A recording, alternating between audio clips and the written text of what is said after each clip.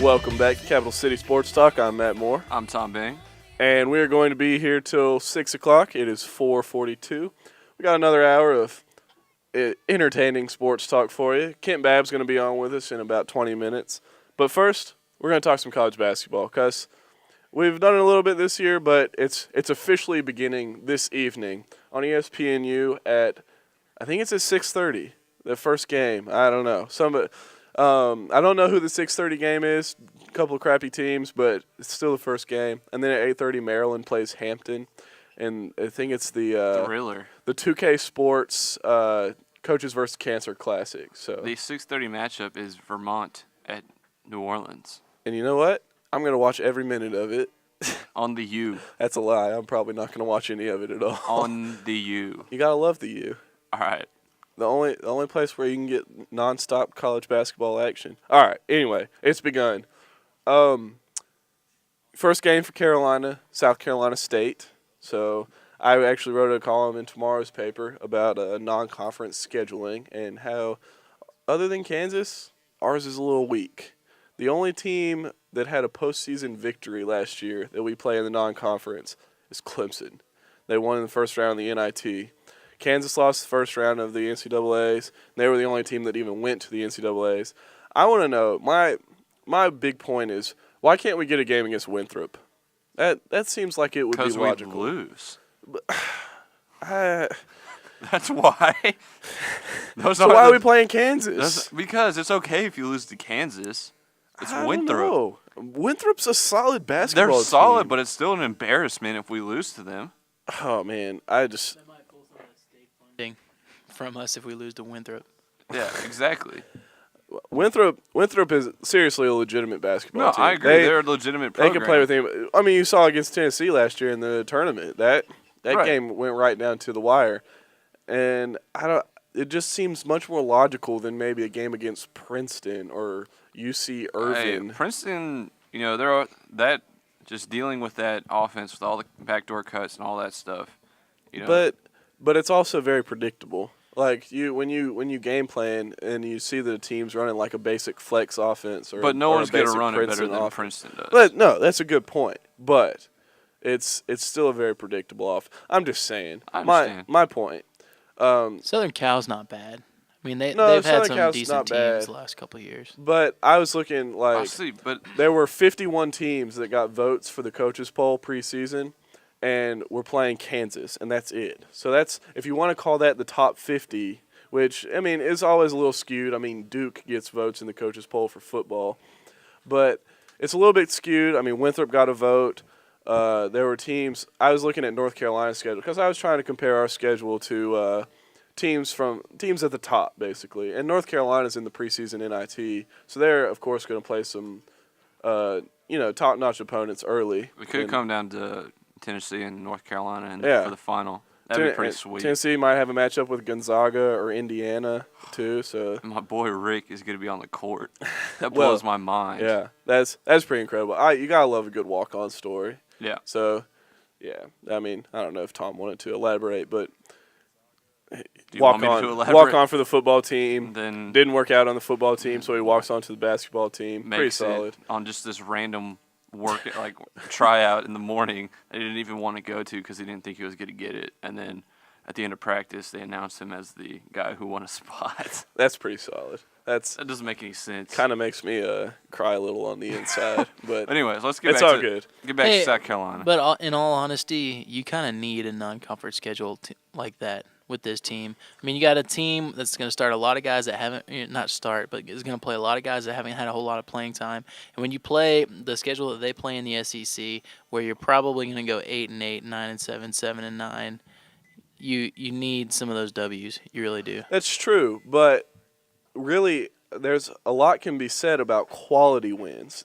When it comes down to NCAA tournament selection, a win against Lipscomb, is that right? Can you? Yeah. I mean, But at the same time, if you're looking at a 20-10 team versus with an 8-8 conference record, or a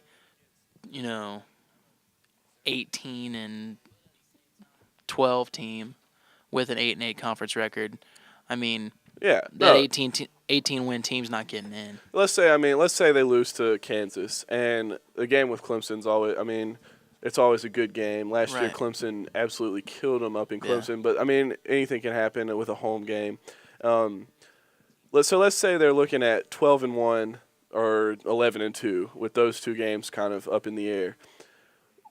Do you really, as someone picking for this tournament for the NCAA's, if Carolina goes 8-8 and they get to 20 wins, 19 wins, but let's say they upset Florida or something like that, all of their quality wins come in the SEC.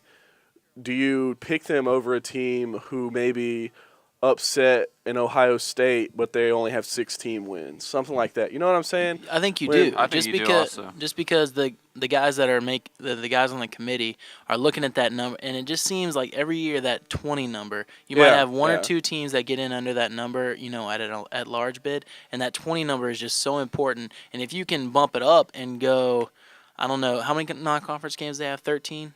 Yeah. If you win, let's say you win 12 out of the 13. You win 8 SEC games, that gives you 20, and then you win 2 tournament games. You've got 22 wins. You're in, especially if you're Well, in yeah, the I SEC. think- and think in that's this- also thinking you win 2 tournament games. You know what I'm saying? That puts them Right. Right. So, I don't know. And so what happened last year when that's basically how it played out? Why didn't South Carolina make it to the tournament? Because they had non-conference losses against Pittsburgh. They had a non-conference loss against Clemson. Clemson. You had a couple other some non-conference. I bad think they had losses. 4 losses. Oh, they lost coming in the into, Great America or the Great Alaska. to Marquette. Marquette. Yeah, To Marquette. Marquette. I think they had 4 losses coming into conference play, Damn. and then they ended up going 5 and 6 and 12 what was their conference? 6 and 10. 6 and 10 in conference, and then so you've got. I don't know. I think they ended up with 18 wins, even with what they did in the tournament. The tournament wins. And they had 3 wins in the tournament. Yeah. I mean, that's a tough product to sell to the NCAA tournament committee. Well, yeah, and Clemson does the same thing every year with Yeah. the scheduling, and seriously, the ACC, North Carolina is going to be so good this year. Yeah, they're going to be solid. The ACC should be a lot better than they were last year. They kind of fell off a little bit, but Clemson last year they started out 11-0, Right. which looks really really good on paper. Mm-hmm. They didn't beat anybody, and so they take that 11-0. They take they went 7-9 in conference, which was the best that they'd done in years. Like they just hadn't won in the ACC in the past. And Did they go? I didn't think they were as good as 7 and 9. I thought they were like a no, 5. they finished sixth in the ACC. Like they Okay. finished right in the middle of it. Right. But they lost in the first round of the tournament. That So was a killer. I and that's remember really that. what put them out. To Wake. To Miami. Oh, that's right. So even with that nice looking 11-0 to start the season against nobodies, they got to the 18-19 win area, and and you can look at it as that 20 win mark. So Yeah. I don't know, maybe if they win and they also had problems with James Mays, center, with academic stuff after he left. He left after the 11th game, and they were done basically after that. I as think far as- a lot of it has to do with the type of team that South Carolina has as well. I mean, if you had that team that was coming back with, 3 major starters in Trey Kelly, Brandon Wallace, and Ronaldo Bachman, with guys that have played before in Dwayne Day and Bryce Sheldon, maybe rounding out your lineup, you schedule a couple more games that are impress the tournament committee. But when you got just your 2 starters and then a lot of guys that really haven't played all that much. You need to get these guys some confidence early.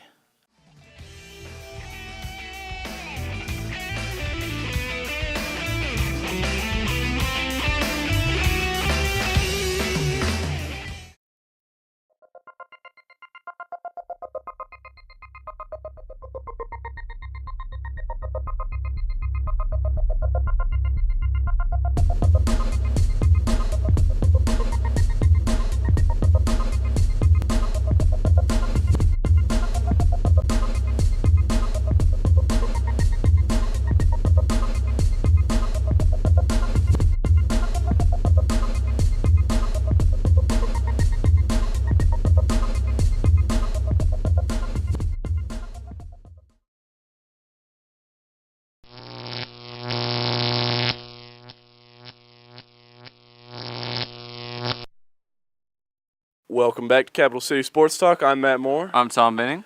And Alex Riley, sports editor of the Daily Gamecock, is in studio with us. And we've now been joined by Kent Babb, sports writer for the State. Kent, how's it going? What's up, boys? What's going on with y'all? Nothing Not a much. whole lot. Just trying to make it through the show, man. True. Well, let's keep it going. All right. We actually haven't talked any Carolina football yet, so we've been talking Carolina basketball, which you have a little bit of an affinity towards, I guess. But Yeah, just a little bit here and there. yeah, here and there. But let's jump into football. You actually just told me coming out of the break that they just talked about one of your articles on Rome is burning. So tell us a little bit about that. What was the article? Well, it wasn't a USC-related story. It was one I did 2 days ago Sunday about former Braves outfielder Lonnie Smith, who detailed his plan to kill John Schuerholz. And so it's kind of getting some attention, looks like. Pretty interesting story, I think. I mean, he said he went and bought a gun and said he was going to fly out to Kansas City when he still was the general manager of the Royals and shoot him in the head. So Wow. you don't hear that kind of thing. So you scooped that story? As far as I know, I've never read that before. Have you? No, I definitely hadn't. So that's pretty sweet to get a story like that. I guess it's not that great of a story as far as killing somebody, but Well, it works for us guys. doesn't it? yeah. Well, okay. What's on your mind for USC football? Well, I think I should ask you that question, kid. What's on your mind? Obviously, tough loss to Arkansas this week. Another top 15 team, and now headed down to Gainesville. Spurrier seemed real excited in his press conference, or basically how Spurrier always seems. Talk a little bit about the Arkansas game and what that kind of means as far as this week goes, playing another really good team. Do we lose 3 straight to 3 good teams, or what do you think? Well, the Arkansas game, I really kind of got a surprise in the second half. Of course, I think everybody did when Blake Mitchell came in there. He looked like one of the best quarterbacks in the country at that point. Didn't look like the same guy who had trouble finding his receivers, got sacked 20,000 times in the first 2 games. and I don't know if it's a new Blake Mitchell that we saw in the second half or if it's just by virtue of the fact that he wanted to prove something or that he just had an offensive line that was blocking a little while for him. It looked superhuman to me, and I certainly was impressed by it. And if he goes out and passes like that, I think they can beat just about anybody. I don't know if that's the real Blake Mitchell, though.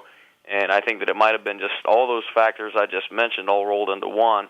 And he had adrenaline going. He wanted to prove it to himself and everybody else. And by gosh, he certainly did to me. And he looked like absolutely the quarterback of this football team. However, I felt kind of bad for Savell Newton because all of a sudden, one half of bad football, and he's benched maybe for the rest of his year / rest of his career. You're talking about Savell was the guy that virtually kept USC in every game since Blake got benched after week 2. And it's almost one of those situations where it's bittersweet because Blake looked amazing, and I think he does deserve to start. But does Savell not deserve to start, even though his resume now includes keeping South Carolina in some games that probably had no business being in, such as Auburn and a few others that they probably could have blown unexpectedly. But all of a sudden, you're talking about that guy. You might not start Savell, and Blake, you're in. One half of football is plenty. And I don't think Savell's very happy about it. He certainly didn't look happy in the postgame. Blake, on the other hand, I think is ecstatic. So I think the best thing to do really is just to have them both in there, both ready, like Spurrier said they were going to do today, and let the best man win. Well, obviously, Blake did have that incredible performance, but why was it that, why can't Carolina get over the top in these big games? We've seen them come close against Auburn, close against Tennessee, again close against Arkansas. Is it just, are they staring down at the history of, the stigma of Gamecock football? Or, why can't they pull it out? Well, I think the football, especially when you're trying to turn a program around in black and white, I think there's gray area in between there. And the fact of the matter is, it really hadn't been that long since they beat those teams. Just think about last year. Now, granted, Tennessee and Arkansas weren't what they are now, but Florida was. That still was an excellent team, and USC beat all 3 of them last year. I think a lot of that was adrenaline, and I don't think it was all that realistic. I think this year was more of the real South Carolina play-in. And that's not a knock by any means. I think that it's just the final players and the final type of mindset that Lou Holtz left here, and I think that next year is going to be the time when South Carolina finally begins to beat those teams consistently. I think that right now the Gamecocks are really on the fringe of making that turn toward the top. You're talking about all the other teams in the SEC East are steadily either getting worse or not really getting all that much better. South Carolina, you can tell, you have to look kind of closely and read between the lines sometime, but this team is coming together. It's starting to believe it can win these games, something it did not believe at all in the past, and all of a sudden, some of these games, you expect South Carolina to win these games, and before it was going to be, this is a huge upset. Now it's just like, USC really should win some of these ball games, and I think next year it's going to start happening. Kent, this is Alex, do you really believe that Steve Spurrier is the type of coach who's going to sit there and honestly say to the media and say to everybody, Blake's the starter, Savelle's not going to play wide receiver, Savelle's not going to play unless we need a quarterback? Or do you think that somewhere in the back of his mind and somewhere out on that practice field, he's telling guys to keep hush-hush because he's got Savelle lined up with Blake in the backfield as a running back like he had against Vanderbilt? Do you think he's got a mix going in his head to get both of these guys back in the ballgame? Because like you said, this combo provides a great chance for Carolina to win. Do you think that Steve Spurrier is formulating something right now that he's just not telling us about? I think he's probably got it in the back of his mind, and whether I don't believe that he was thinking about that in the post game on Saturday, because Spurrier, as we've all gotten to know him in the media, is very reactionary. He's the type of guy who shoots from the hip. That's what he's famous for, and he's just one of those guys, when something's at the front of his mind, out with it. He blurts it out, and I think that he was thinking, okay, Blake is our quarterback right now, Savelle, he's somewhere else.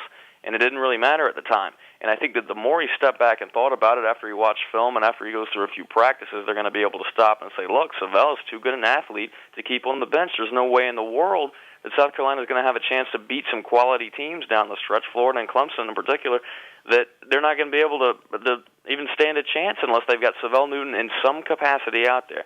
And I think that Spurrier, in all of his offensive genius that he's supposedly famous for, I think that he would be shortchanging his team and shortchanging the fans if he doesn't have Savelle out there in some way or another. And I think that the easiest way is to put him at wide receiver. I mean, he said the other day that it wouldn't be at receiver because Sidney and McKinley and a few others were playing too well to change anything like that. Well, that's fine, but a lot of times you've got a slot guy, and I don't even know who the slot guy right now is, the go-to slot guy, who Mike West. I haven't seen that from him, especially when you've got an athlete like Savelle Newton who can go out there and make plays any way that he wants. And that gives you the opportunity, if he's in the starting lineup or in the lineup, that Blake can line up in quarterback like he did against Mississippi State, and Newton is a receiver, and they just swap. It's just like an audible, and all of a sudden you've got a brand-new quarterback, and the defense has a brand-new problem.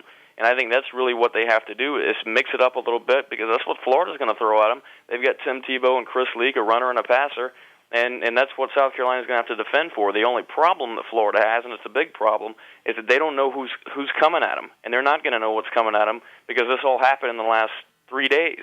And all of a sudden they've got a whole new offensive scheme to plan for, and I think it's going to give some headaches to those guys. Do you think, like you were saying, Florida doesn't really know what's coming at them? Do you think that it's going to take catching them off guard to even come close to beating them, or do you think South Carolina's got a legitimate chance either way? Like, what's it really going to take? Is it going to take a Spurrier trick play or something like that, Savelle Newton catching a reverse and throwing it deep to Sidney, something like that? Or can South Carolina seriously hang with a team like Florida? I think so. I mean, I don't think it's a situation where you're going to surprise a team like Florida, because I think that that's almost impossible. I mean, you're talking about their coaches down there are there for a reason. Florida's one of the top programs in the country, and they have coaches there who know how to coach. That's the bottom line. They're not going to overlook a team that's going to be charged up because their coach is coming back to the Swamp. You know, it's not that far distance from South Carolina, so there are going to be a lot of USC fans there. And I don't think it's going to be a situation where the Gators coaches are going to overlook USC and say, this is going to be an easy one, bring on Florida State. I just think it's going to be a situation where USC's coaches have to be a little bit smarter. They've got to use their experience. They've got to take what they have and what Florida doesn't and run with that. I mean, I think that South Carolina has some advantages. The surprise factor is maybe the biggest one that Florida may not be ready for and certainly hasn't had a whole lot of time to prepare for. And I think that with Corey Boyd most likely back, I think he had a stomach ailment the other night, so he was limited. And having him back, if Blake passes like he did in the second half, if Savelle has a better game and they're able to switch it up successfully, if Sidney Rice can avoid some taunting penalties and some pass interference here and there, then I think they're going to have a real legitimate chance. And I certainly wouldn't count them out. And I mean, you're talking to the guy right now who said they didn't have a chance against Arkansas, and I looked like I was going to be right at halftime. And then Spurrier made an adjustment, and boom, look who's wrong. Well, I mean, with Arkansas, it's a lot of people are saying that this would be a great precursor to kind of the Clemson game, that they're very similar in their styles as far as offense and even defense, really. So after watching the Arkansas game, looking ahead towards the Thanksgiving weekend, how do you think Carolina will match up against Clemson? That's a good question, and I mean, honestly, a few weeks ago I thought that USC wouldn't have a chance in the world of beating Clemson. I thought Clemson legitimately was one of the top 5 or 10 teams in the country, and now I'm not so sure about that. Somebody pointed out the other day that when Clemson lost to Virginia Tech a couple of Thursdays ago, that Frank Beamer taught the whole nation how to beat Clemson. That's pressure Will Proctor. That's plug up the running lanes and not let Spiller and James Davis go crazy. And I think that it takes and Beamer's he's another excellent coach. He really knows how to teach the fundamentals. He's one of the best game day coaches in the country, and he, I think, really exposed Clemson at this point. And quarterback is clearly not their strength, and I think that it's going to be one of those things where South Carolina now knows that, and unless Clemson is able to make some serious adjustments and maybe add another dimension to their offense, it's going to be hard for Clemson to score some points. And I think right now some South Carolina defensive players and even some offensive players at this point are licking their chops, because I bet that they wish they had Clemson and not Florida this Saturday. With the rest of the season playing out like it is, 3 games left, and this time last year, we've beaten Arkansas, we've beaten Tennessee, we're sitting pretty, we were bowl eligible the whole 9 yards. So now you got to look ahead and you say, well, you got to go to Gainesville. You got to play Florida in the Swamp. You still got to go to Clemson, who's your rival. And no matter how bad or good either team is, both teams are going to be pumped for that game. And then you come back home and you got to play a Middle Tennessee State game in between those two with a guy named Rick Stockstill, who used to be a coach here, probably knows Spurrier's playbook like the back of his hand, and has got the Middle Tennessee State program on pretty solid footing this year. What is the key? I mean, where do you see this win to getting to bowl eligibility coming from? And do you think that Carolina goes above 6 wins, or what's your prediction for the finish for the season? Well, I think the easiest way to put it is I think that I honestly wouldn't think that Middle Tennessee has much of a chance of coming to South Carolina and beating the Gamecocks. I mean, that's just my thought. I mean, I've been wrong before. I've been wrong on your show before, but I mean, Middle Tennessee, for all, I'm sure they're on the up and up. I'm sure that they're really progressing and going to be a good team in the future.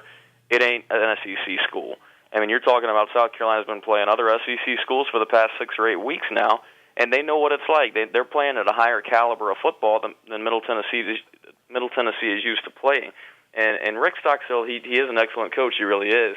And he might have some of Spurrier's tendencies that he might be ready for. Doesn't matter. When you're going against those guys, it's a whole different story.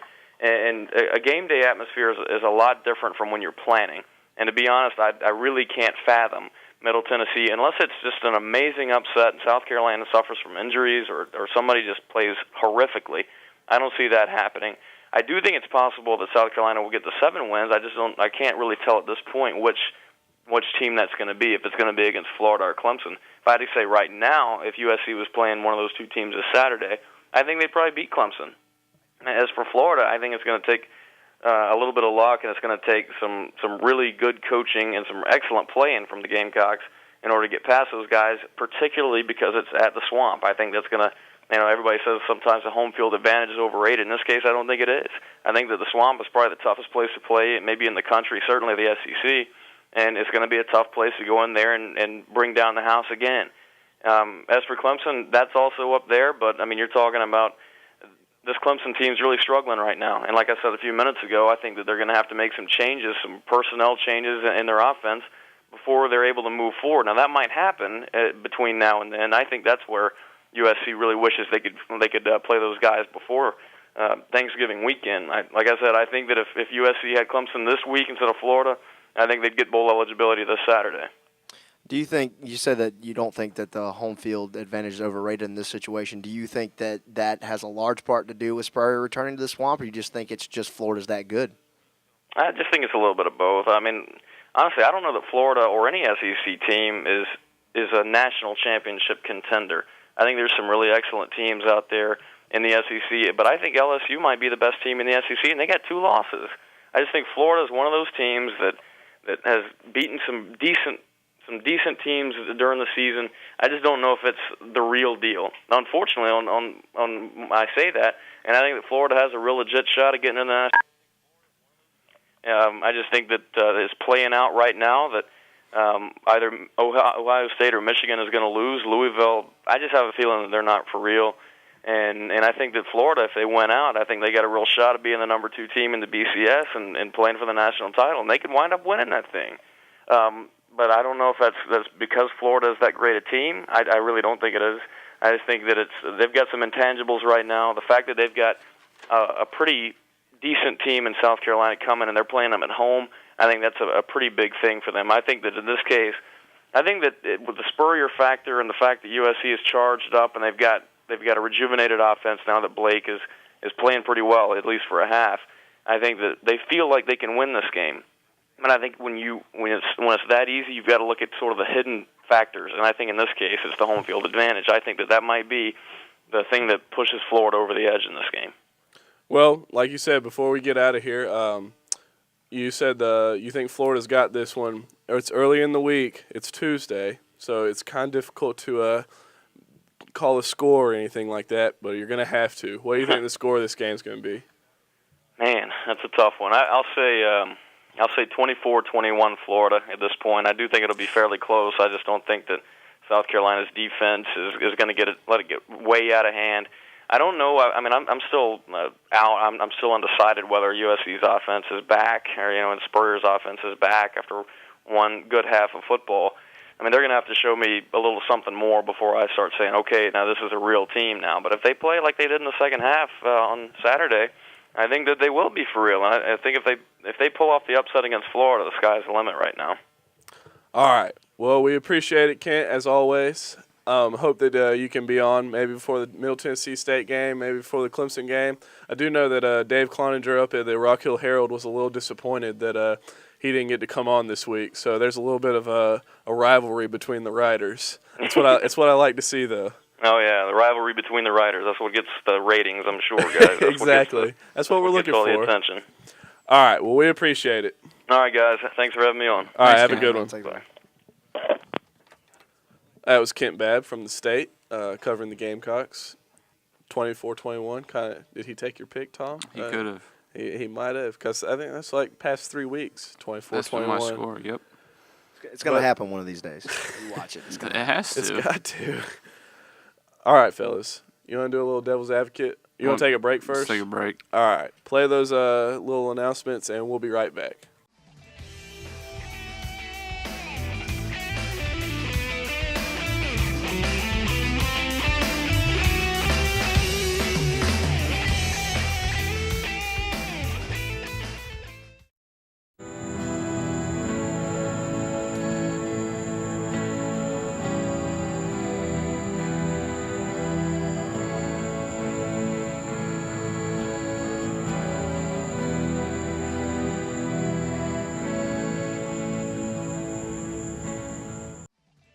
Great things can still happen for this team.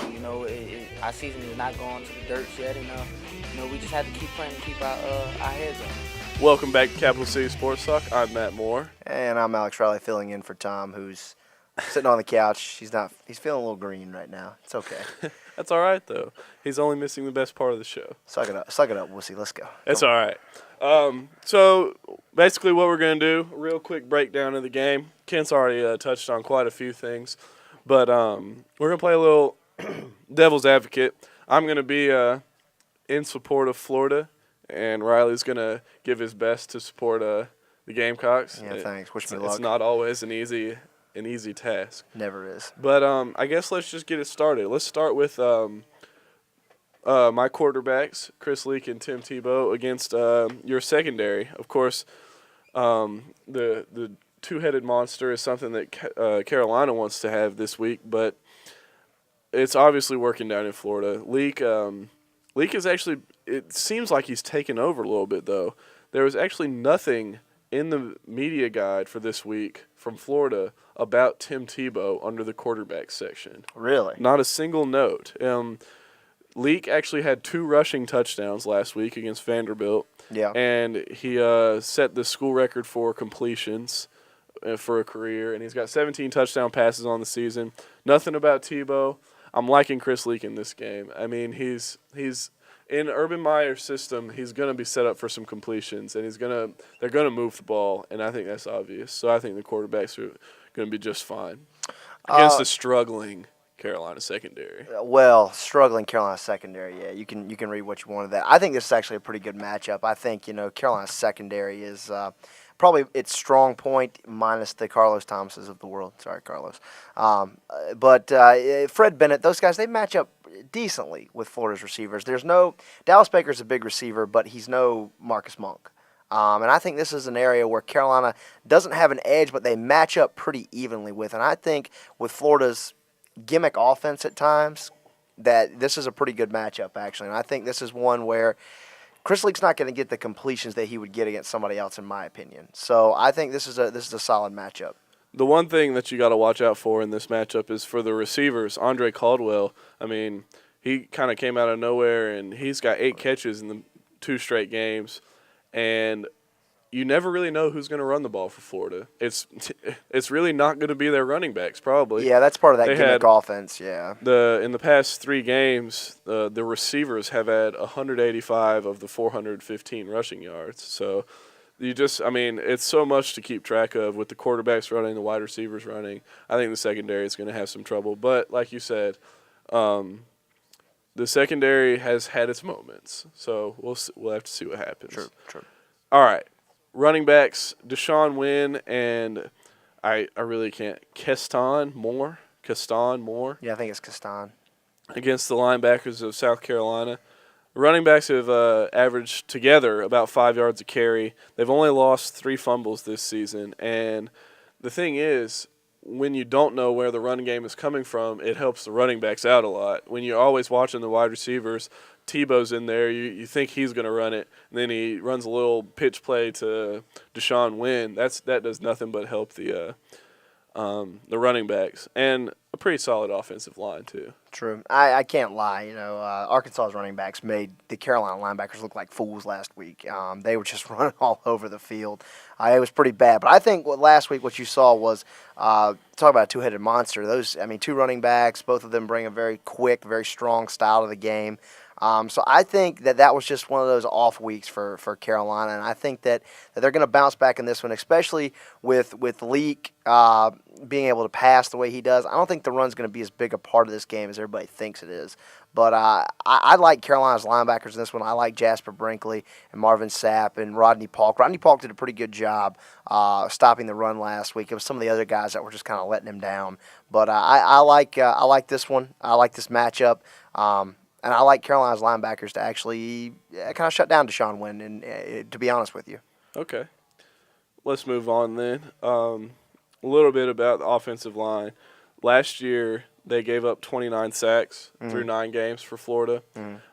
This year, that's way down, 17 sacks on Chris Leak. And I guess a lot of that can be a little more scrambling going on by Leak and Tebow. Right. So an improved offensive line against an improving defensive line for South Carolina. What do you think? Well, I think the defensive line last week, they got no pressure at all, and right. that was just a shame to see because they got okay pressure against Tennessee. It wasn't that great. It's been kind of one of those things that's been getting a little progressively worse as the year goes on, to be honest with you. But I think that Florida's offensive line has improved. They've obviously given Leak enough time to throw. They've obviously given Tebow enough running lanes. I think that the defensive line will be fine. I think their key is not pressuring the quarterback. I think their key is stopping the run. All right. Let's move to the other side of the ball then. You got quarterbacks. I guess it's going to be Blake Mitchell. It is going to be Blake Mitchell. It could be Savell Newton at some point against the defensive backs for Florida. I'll tell you what, Florida's secondary is stout. With Ryan Smith, 6 interceptions. Florida's got 14 interceptions as a team. They've got 4 players with 2 or more. Yep. Blake Mitchell was throwing it all over the place against Arkansas, but I think he's going to struggle a little bit with this secondary. Well, you saw it last week. The Florida and Arkansas secondaries are kind of the same. They both bring a lot of guys with a lot of tip balls, interceptions, all that kind of stuff to the table. And this is we're facing the same thing 2 weeks in a row. If Blake Mitchell comes out and plays like he did in the second half, he can afford to throw one interception, maybe even two interceptions. But if he comes out and plays like the Blake Mitchell of old that was starting the season, Carolina's going to be in trouble when it comes to quarterbacks. But I think with Savell Newton as the X factor and maybe even mixing him in, I think Carolina's quarterbacks and wide receivers will be in pretty good shape in this one. I think just because that they're going to keep that defense guessing is going to be the key to that game. And really, Savell, kind of on your side, can enhance both areas at wide receiver and quarterback. I mean, Spurrier's saying he's not going to play wide receiver. I don't see how, like Bab was saying, I don't see how you can't line him up in a slot at some point with Kenny and Sidney. That's a pretty solid trio. The big thing is if Savell Newton, Sidney Rice can keep on the role he's on right now because, he had such a great year last year down the stretch and then things kind of went, south this year in the middle and all of a sudden he's come back and he's had some really solid games, 100 yards last week, touchdown. I think that he's got to have a great game in this for North Carolina to even be close in this ball game. All right, let's talk about Corey Boyd healthy this week. Let's hope so. Yeah, and Mike Davis against the linebackers of Florida. Brandon Seiler and Earl Everett, pretty solid linebackers. They're very fast defense, but they don't have the stats, but that's because their defensive line is so good. Right. So they're good. They're really good linebackers, but they're just not putting up the numbers that they would be anywhere else without a defensive line that we'll get to in just a second. But what do you think the running backs are going to do? Well, I think Corey Boyd, if he's coming back healthy, then he's got to be the key for Carolina. Last week we saw an absence of a running game. I think Mike Davis did an okay job stepping in. He didn't do enough, but he did okay since he hasn't been the man this year. But I got to tell you, Florida's linebackers, Brandon Seiler, when he puts on that helmet, they've got the new helmets that have the circle half cut into them. When that mouthpiece comes down, he looks like a gator. That thing is so tight and compact. He looks like a gator who'll bite your head off. He's going to lay some licks on the Carolina running backs and any wide receiver running crossing patterns across the middle this week. He's just going to be there and he's just going to blow them away. So I think that Corey Boyd's got to be prepared to take a lick and keep running. That's the big thing. Leonard Stafford's going to have to throw some blocks this week. I would encourage Steve Spurrier to get Leonard Stafford to lead more than just stop the offensive line and pick somebody up. He needs to be leading him downfield. And I think that's going to be a big thing this week is Corey Boyd having success against those linebackers because they are quick. Corey Boyd's got some moves, and he's got to use them now. All right, and I guess one last one. The South Carolina offensive line, it has to be discussed. This defensive line for Florida is pretty incredible. Obviously led by Derek Harvey, leads the SEC with 8 sacks. And then his counterpart, Jarvis Moss, at the other end position. Yep. They're incredible. They get in the backfield.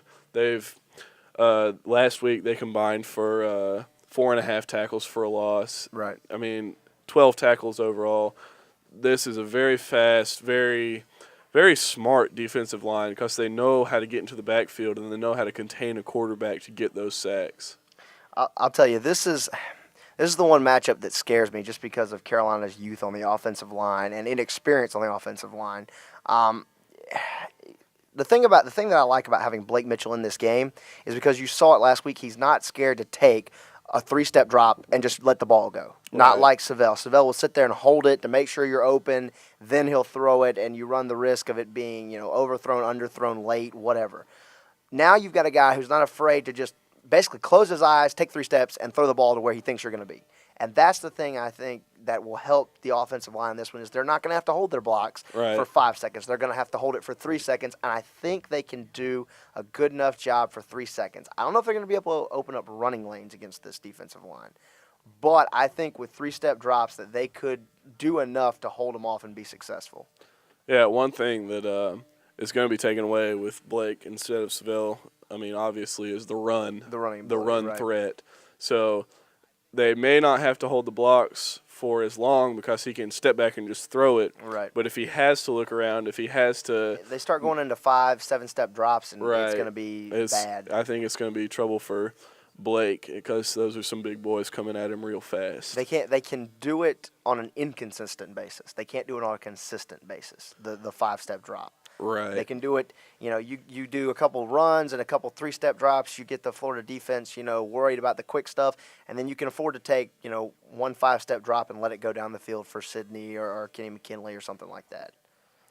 All right, any special teams notes? I don't really, Ryan Suckup is going to win the Groza. That's going to be fantastic. I'm calling it. he is a semifinalist. I'm calling it right now. That guy is ridiculous. He is amazing. So. All right, Tom, you want to jump on that mic to make a pick? You got any special notes for us, like any witty remarks? I've got nothing, Nothing. Good Wow. enough for me. but I'm going to change my pick up a little bit this week. Is it cups of Bab?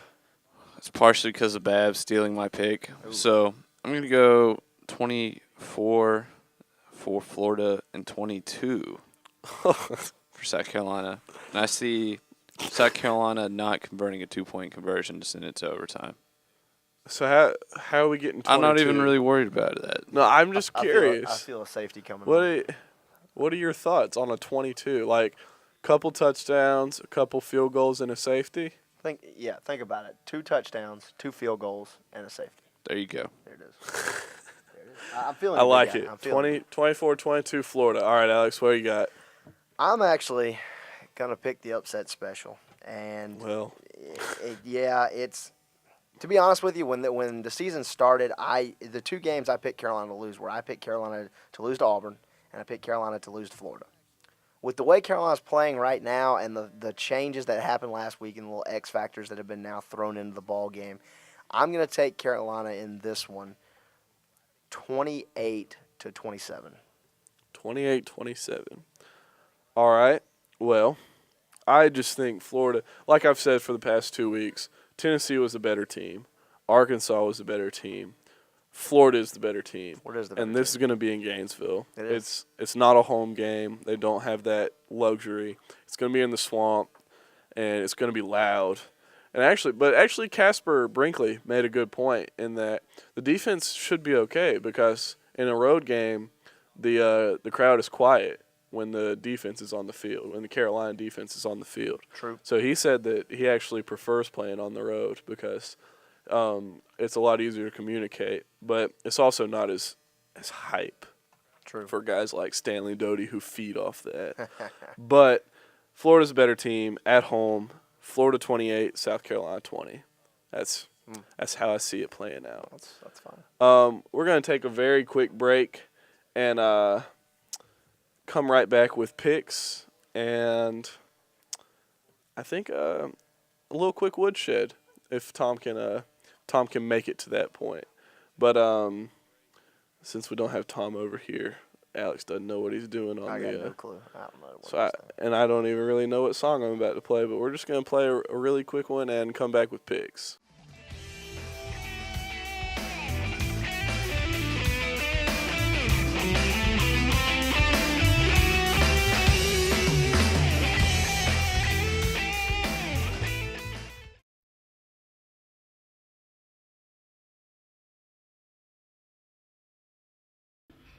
This is the kind of immaturity and unprofessionalism that was associated with SGTV years ago.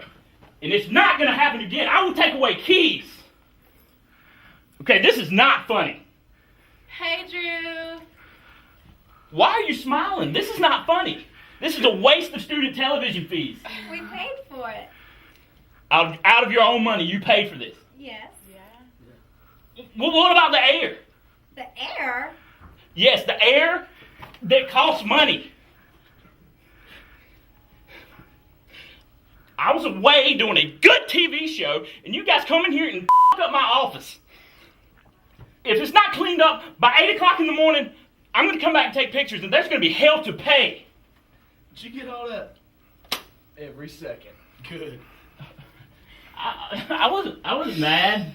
Come on, guys. I was pretending to be mad. See you Come on. on VH1, asshole. Come on, guys.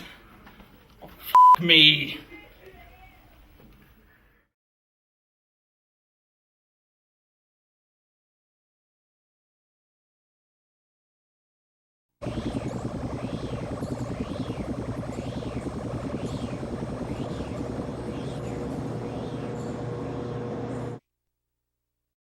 Welcome back to Capital City Sports Talk. Wow, that was quick. We just had to get some things situated, but it's time to make some picks. Tom, you going to make picks? All right. So we're going to start in the ACC, and it looks like at noon we got Georgia Tech, number 19 Georgia Tech at North Carolina. I'm going to take Georgia Tech. I'll take Tech in this one. You got also a noon game on ESPN Plus, the game plan. NC State at Clemson. I'm going to take Clemson in this one. You would take your beloved Tigers in this It's one. at home. They were so bad against Maryland last week, but huh? What you got for us?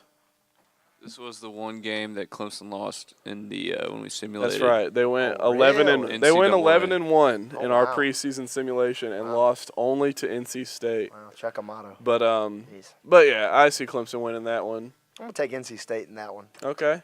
At 3:30 on It's, ESPNU, you got Kent State at Virginia Tech. I'm going to take Virginia Tech in that one, obviously. Virginia Tech, Playing out of definitely. conference at the end of the season. 3:30, you got Miami at number 23 Maryland. Maryland, I mean, Maryland didn't play bad against Clemson. I don't think they outplayed Clemson. I think Clemson killed themselves when they just couldn't get into the end zone. But Miami's just really bad. Miami's awful. And I'm going to take Maryland on ABC at 3:30. I'll take Maryland in that one myself. 7 o'clock ESPNU game, Duke at Boston College. The only way that Clemson can stay mathematically alive to go to the ACC championship is if Duke beats Boston College, but I'm not going to be an idiot and pick the game.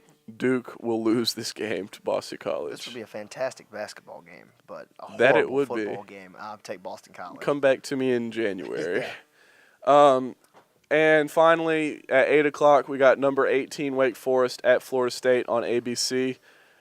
Wake Forest is a legitimate team. Like, they beat Boston College, and Boston College was supposed to be the team once Clemson got knocked off to move up in the Atlantic, and they didn't. Wake Forest took over, and Wake Forest has just had an incredible season. So I'm going to give that one to them, even though they'll be in Tallahassee. Wake's in line to win the ACC, right?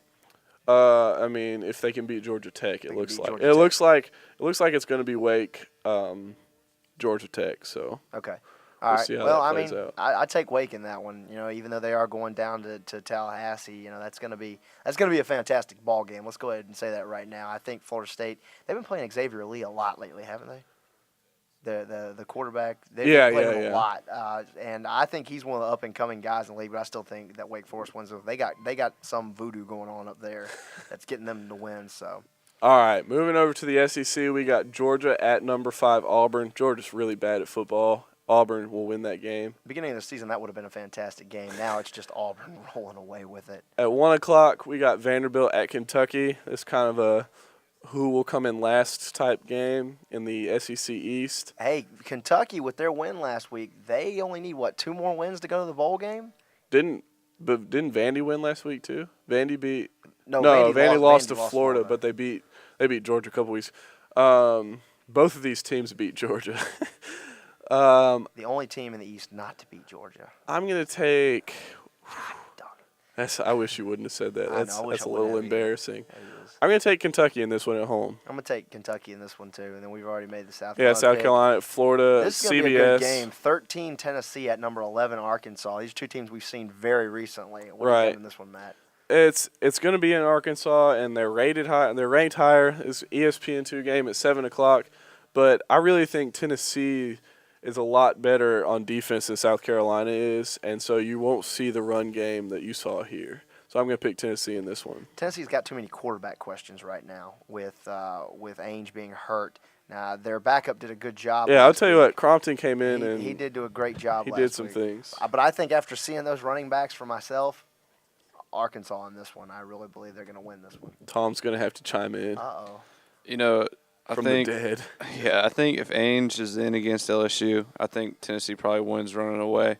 But I tell you what, Crompton, that pass to Robert Meacham, he just absolutely bombed the ball. So what I was surprised about Arkansas is that they pulled Mitch Mustain immediately After the one interception.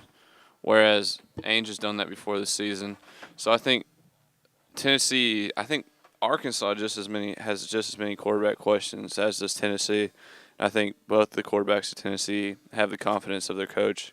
So, of course, I see Tennessee winning this one. We All expect right. nothing less from you. And finally, at 7:45 on ESPN, Alabama at LSU, at number 12 LSU. Alabama has looked they've looked decent at times, but never even very good. LSU, like Kent was saying, probably the best team in the SEC, just Got 2 a losses. couple bad breaks. So I'm Yeah. going to take LSU in that one. I'm going to take LSU in this one, too. Bayou Bengals. Sitting on the outside of the BCS. I mean, could be. You never know, but I doubt it. They wish. Yeah, and I can't really no national games come to mind other than, doesn't Rutgers play Louisville? Rutgers play Louisville In on, Rutgers. on Thursday I'm night. picking Rutgers. I'm just going to go ahead and say it. I think Rutgers is going to be undefeated at the end of the season. Really? I'm not even joking. Well, I agree with you on that one. I think Rutgers is a great ball program. Did you get to see their coach last week? He was on TV and he was just kind of talking about just the season in general. And I really believe Rutgers is going to be undefeated this week, but for the rest of the season. But that game is going to be interesting, to say the least, about the BCS situation as it is. Right. So I think that's about all I think all the number ones and everything play pretty mediocre teams. I this mean, week. Ball State kind of crept up on Michigan last Ball week. State, That would don't have been even incredible. go there. But Tom, do you just want to introduce your woodshed?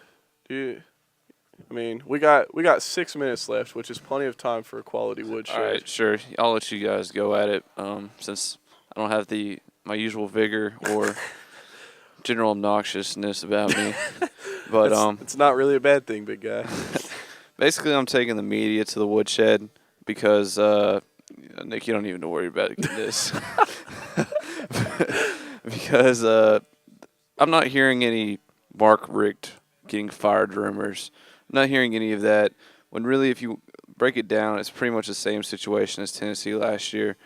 You had an incredibly high. I mean, granted, there were some question marks about Georgia's team that weren't there for Tennessee, but were they top 10 preseason? Yeah. Yep. So it's the same situation. The only thing is that they're not going to have a losing record because it's 12 games now. So really, I'm just saying I want to see firemarkricht.com because I hate Mark Richt. And that's really what my woodshed was. I'll let you guys elaborate. All right. Well, since I'm gonna actually back you up on that one. I was in the press box the other week, and Dave Kleininger opened up an email that his boss had sent him, and it was a rendition of every SEC coach, what they would look like as South Park characters. Yeah. And the Mark Richt character was, little Mark Richt with his blonde hair and his sunglasses on and his little Georgia shirt, and he had a halo over his head, as in he can't do anything wrong.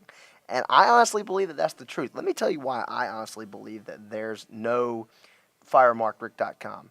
First of all, he's a good coach. He's having a bad year this year. It happens. There probably should be some to light the fire under him to get things rolling again. But the reason why I don't think there is because I think the Georgia people are scared to death that Larry Coker gets kicked out of Miami and Mark Richt's going south. That's honestly what I believe. I believe that the reason why they have put no pressure on him is because they're scared that if things go south in Miami and Larry Coker loses his job, they're scared they're going to lose their coach to Miami because we all know that's where he wants to go. It's the same thing like Bob Stoops has always said he wants to go back to Florida, stuff like that. There's all these, coaches who say they want to go back to their alma mater, their first coaching job, whatever. And that's what Mark Richt has said. He has said, I want to go back to Miami. I want to go to Miami. So Larry Coker goes at the end of the year, he could go down there. That's why I believe that there is no rumors to fire Mark Richt. And a little bit of defense for the media, I guess. I'm going to say that your woodshed was close to good, but really I think you take the media for jumping on Tennessee so hard last season. It's, like you said, the same situation, but that was unjustified in my mind, and I know in yours, to jump all over Tennessee, and I think it would be unjustified now to jump all over Mark Richt in that same regard. No, actually, I think it was actually kind of justified last year. For one bad season to start saying fire Philip Fulmer? Well, I mean, maybe not to fire him, but what happened last year was totally unacceptable for a program like Tennessee or a program like Georgia this year. I mean, I personally never wanted Fulmer to be fired, but I could see why people did, and I guess they're looking pretty stupid right now. But I don't know. I mean, for any of schools like that of that stature to have a losing season or what would be a losing season, I mean, seriously, Georgia losing to both Kentucky and Vanderbilt, that's just unprecedented. Yeah, It is. it's uncalled It's for. I mean, that's it just shouldn't happen. It's shameful. It's embarrassing to the But- university. But in that same breath, it's, I mean, you can look at it as one season. One season is true. one season. No idea how good they'll be next year, what kind of But recruiting class. are they going to get? I mean, their defense is going to be graduating people, That's true. and I don't really see their offense improving that much. Yeah, other than age, I guess, other than experience That's on true. offense. So yeah, I don't know. This could be more of a Tennessee situation, but to take a turn for the worse next year. Tennessee bounced right back this year, The thing and that I we're- could see Georgia not only going 6-6, but going 4-8, and then you gotta start up the websites. The thing about it is if you give a coach 1 year, you say that DJ Shockley graduates and gets drafted. You've lost David Green from a couple years ago and David Pollock. That you're in a quote unquote rebuilding stage to say. Then you give them a season. Next year, if they come out and they lose to Vanderbilt and Kentucky again, let's buy the domain for firemarkrick.com because then I think you deserve it. But you can't judge. It's the same thing of, and kicking a dead horse. Lou Holtz comes in and loses to everybody his first year. Here's one of the greatest coaches in college football, and he's losing to Vanderbilt and Kentucky on homecoming in your own stadium. That's unheard of for a team that had guys on it that are playing in the NFL, potential stars, record setters at Carolina. It's just unheard of. But you have to grant a re-honeymoon period, I guess you would say. So that's what they've done with Mark Richt this year. All right, that was the Woodshed. A little less fire in it, but the Woodshed nonetheless. It's 6 o'clock, so we're gonna have to get out of here and make way for Bunny Beats Blender Box. But you can catch the show Thursdays at 8 o'clock, or come back next Tuesday at 4, and we'll be here for a couple more hours to talk sports. You've been listening to Capital City Sports Talk with Matt Moore and Tom Benning. Special guest Alex Riley. Take some and as Pepto, always, Tom. You'll feel better. Kent Babb and Jonathan Hilliard in studio with us. We'll be back next week. You've been listening to Capital City Sports Talk with Matt Moore and Tom Benning. We'll be back next Tuesday from 4 to 6, where you can watch us on TV at 8 o'clock on Thursday, or thedailygamecock.com, where we'll have a streaming video of the show later on in the week. For Tom, I'm Matt. We'll be back next week.